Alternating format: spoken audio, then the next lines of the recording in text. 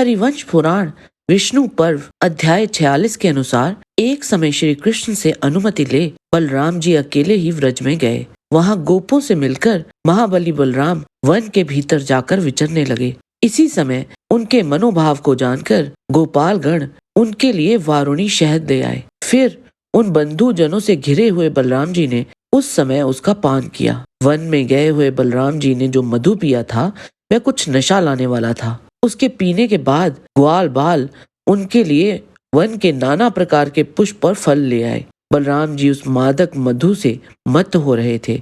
उनका मुख झूम रहा था। उस समय बलराम जी ने यमुना से कहा, महानदी, मैं स्नान करना चाहता हूँ। सागर गामिनी, मूर्तिमती होकर आओ, चलो मेरे साथ। संकर्षण की बात को मतवाले की बहक समझकर नारी स्वभाव से मोहित हुई उस नदी ने उसकी अवहेलना कर दी। वह उनके अभीष्ट स्थान को नहीं गई। तब बलवान बलराम जी मद से प्रेरित हो कुपित हो उठे।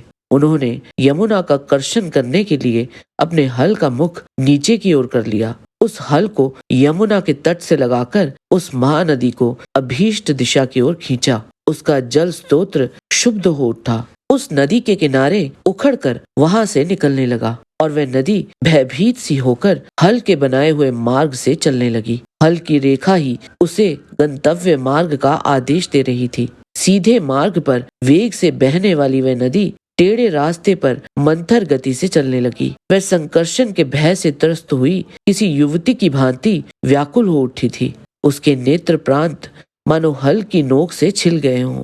वह सागर गामिनी क्षुब्ध हो उठी थी। ऊंचे नीचे प्रवाह ही उसकी स्खलित गति के सूचक थे। वह उस विपरीत मार्ग पर लाई गई थी जिस ओर वृंदावन सुशोभित होता था।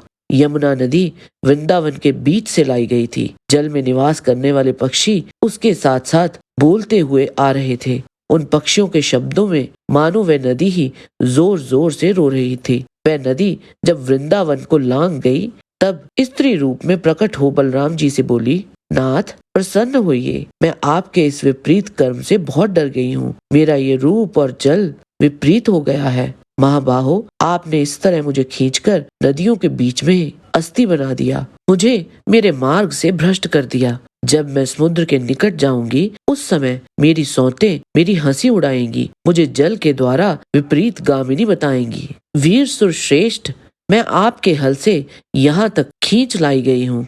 मैं आपसे याचना करती हूँ, आप अपने इस रोष को लौटा लें। मैं आपके चरणों में मस्तक रखती हूँ। महाबाहो, मुझे राह बताइए, मैं कहाँ जाऊँ। समुद्र पुत्री यमुना को प्रेम से नतमस्तक हुई देख मधु के मत से धुत हुए बलराम जी ने उनसे कहा, शुभे, मैंने हल के द्वारा तुम्हारे जाने के लिए मार्ग बता दिया है। तुम इस सारे प्रदेश को अपना जल देकर आप्लावित कर दो। ये तुम्हारे लिए संदेश कहा गया है। शांति धारण करो और जहाँ तुम्हारी मौज हो चली जाओ। जब तक ये संसार रहेगा तब तक मेरा ये सुयश भी बना रहेगा।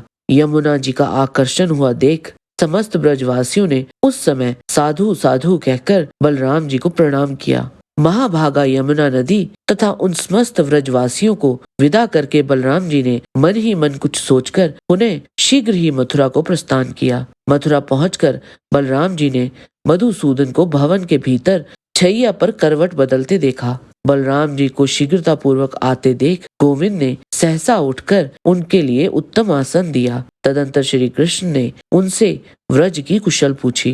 तब बलराम जी बोले, श्री कृष्ण, तुम जिनकी कुशल चाहते हो उनकी सर्वत्र कुशल है। तदंतर वसुदेव जी के आगे बलराम और श्री कृष्ण जी की विचित्र अर्थ से युक्त पवित्र एवं पुरातन कथाएं होने लगी। आशा करते हैं कि आपको बलराम जी के द्वारा यमुना का आकर्षण विषयक ये कथा पसंद आई होगी।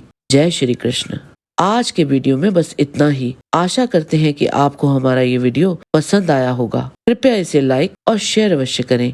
किसी भी प्रकार की त्रुटि के लिए आप सबसे क्षमा याचना करते हुए आपसे निवेदन है कि प्रेम पूर्वक परम पिता परमात्मा को मन में धारण करें और बोलें, वैदिक सनातन धर्म की सदा ही जय।